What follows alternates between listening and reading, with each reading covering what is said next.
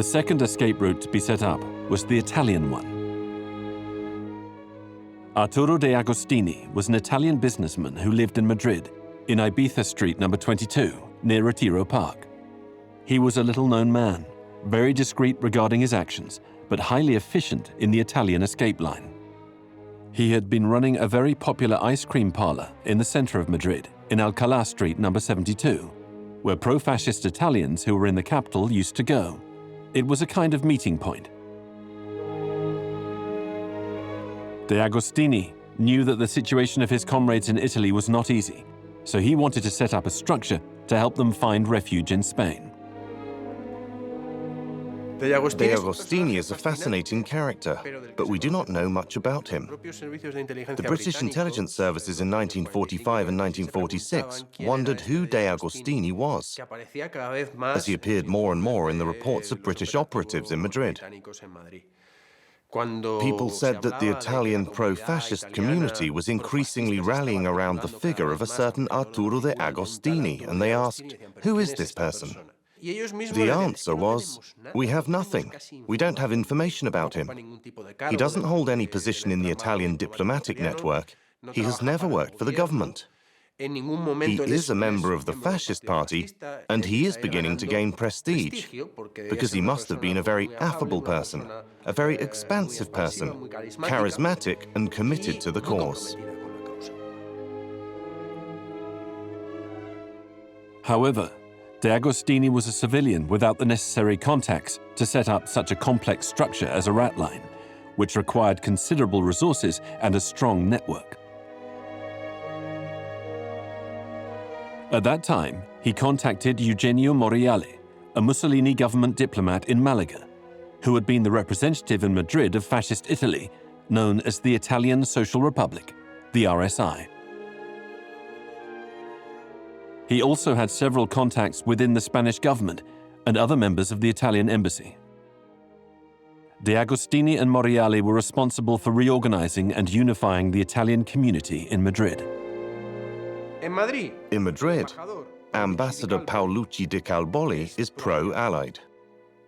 And that shocked the consul in Malaga, a man called Eugenio Moriali, who went to Madrid, met with the Ministry of Foreign Affairs, and negotiated a sort of unofficial title of Ambassador of the Italian Social Republic in Madrid. From that moment on, Eugenio Moriali became the key person for the Italian pro-fascist community in Spain. Thanks to the influence of De Agostini and the contacts of Moriali, financially backed by Princess Pignatelli, the Italian Ratline was operational in 1945. Both helped their persecuted compatriots who were trying to flee. As the Allies took control of Italian territory, many fascists loyal to the Duce fled to Spain with the objective of fleeing to South America. De Agostini is one of the people who brings money from Italy to Spain. He is one of the men who organizes not only the escape, but a real political network. De Agostini has an important influence thanks to Princess Maria Pignatelli of Corbara, Ruffo of Calabria, who helped war criminals not only to escape, but also to rebuild a life. We know that the possibility to flee was there, but after they had escaped, what then?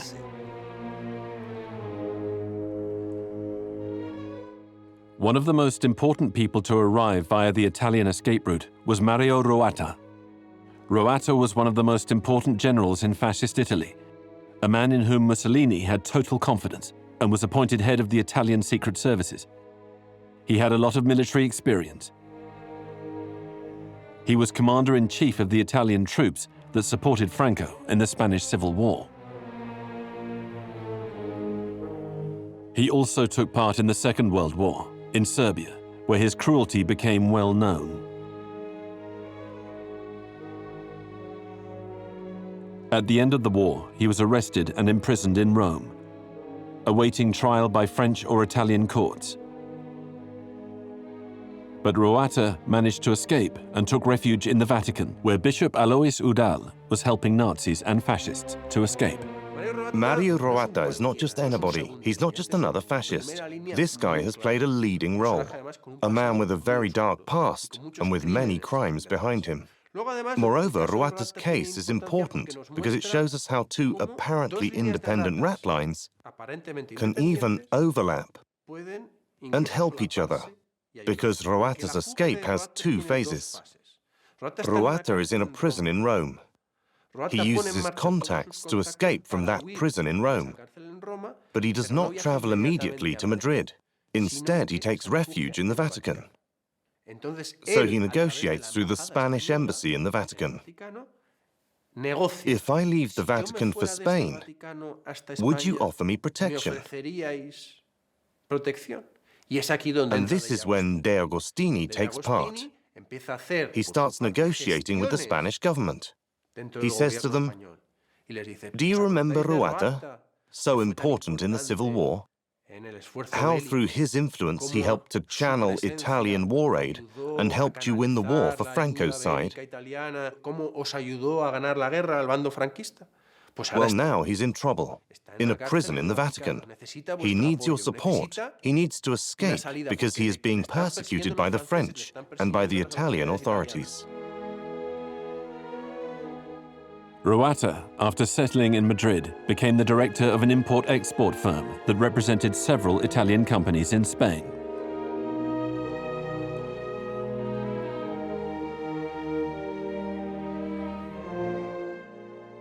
Roatta was sentenced to life for crimes committed in Serbia. However, as he was protected by Franco's authorities, he was never extradited.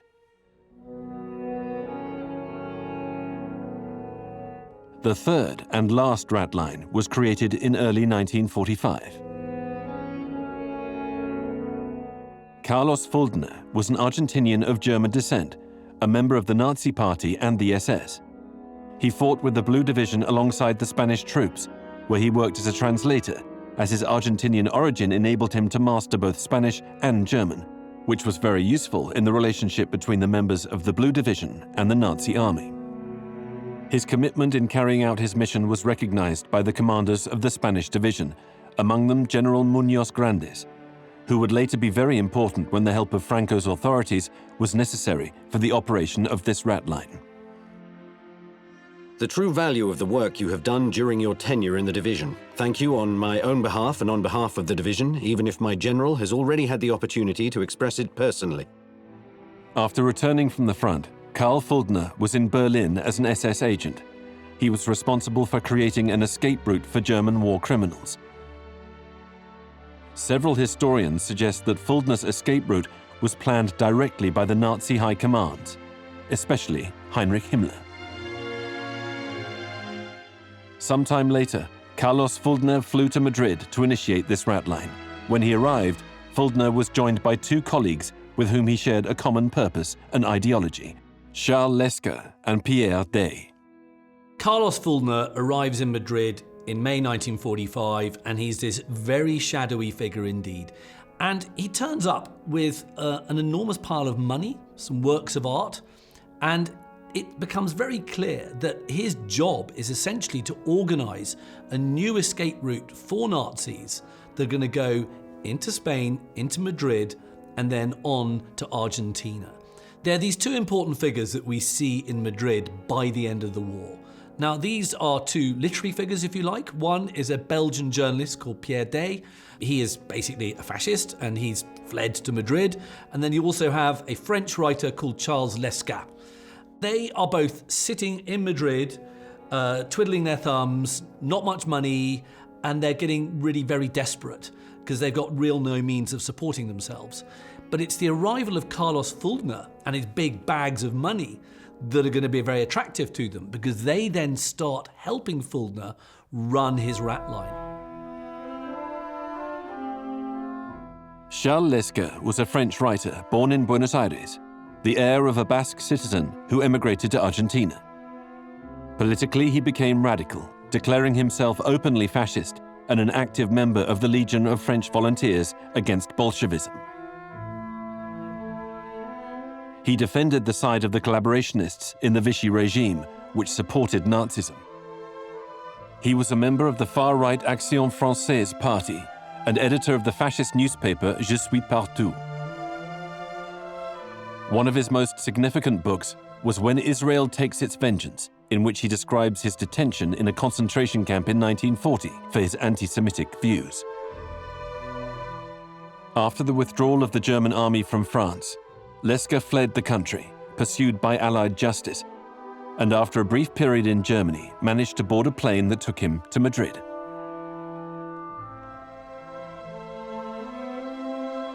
In the capital, he found a friendly and familiar environment, and Lesker was able to help Fulgner in his Ratline. He joined a group of exiled French collaborators in Madrid who had arrived via several Ratlines. Hitler's troops were defeated at Stalingrad in February 1943, the beginning of the fall of the Third Reich. Many fascists were thinking about how to flee the Allied advance, among them Pierre Day.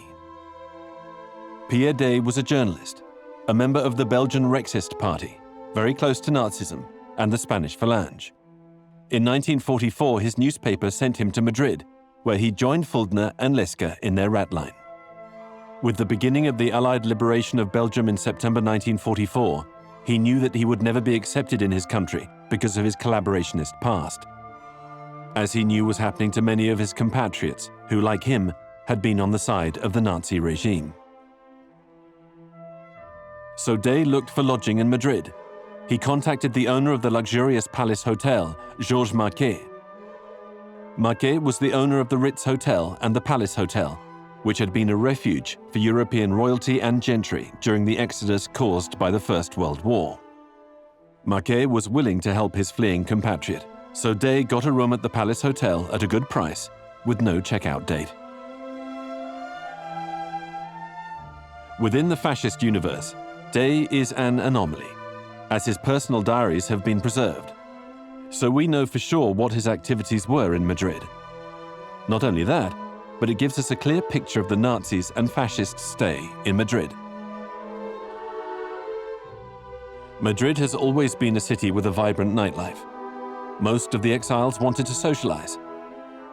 They went out for a walk in the center, where they would meet with each other and plan to develop the structures of the escape routes. It was not unusual to end up these casual meetings in a restaurant, as the Osteria del Laurel or the Orche, a well-known German restaurant, and in the famous cocktail bar, Chicote. Pierre Day received numerous letters asking for help, so together with Charles Lesker and Carlos Fulgner, they activated a transnational Ratline offering help and refuge in Madrid to comrades in distress. German, French, Croatian, and Romanian fascists. Some of them were in Spanish concentration camps, and with the aid of this escape structure, they ended up living together in the capital and preparing their travel to South America. Due to the particular circumstances of Madrid as a city, which becomes a host city for war criminals from everywhere, the streets of the capital, and especially certain areas, become a transnational melting pot of fascists from all over the world. There are Croatians, Romanians, Italians, French, Germans. But Madrid is not a huge city, and especially the center of Madrid is not particularly big. So from what we know from the diaries of some of the people involved, these people met each other. The Germans met the Italians met the Croatians met the Romanians. They used to exchange news about the war, to know how it was developing on one part of the front, or how the situation in their country was. So there was contact between Germans and Italians, between Italians and Romanians, and so on.